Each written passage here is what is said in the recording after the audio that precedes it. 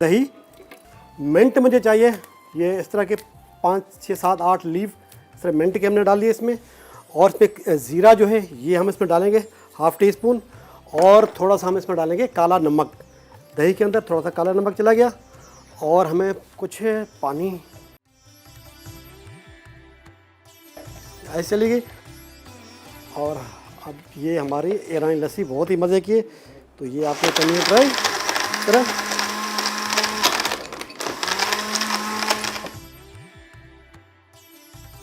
ईरानी लस्सी अज्जा: दही 250 ग्राम, पुदीना 8 से 10 पत्ते, काला नमक हस्बे ज़रूरत, जीरा पाउडर 1 चुटकी, बर्फ़ हस्बे ज़रूरत।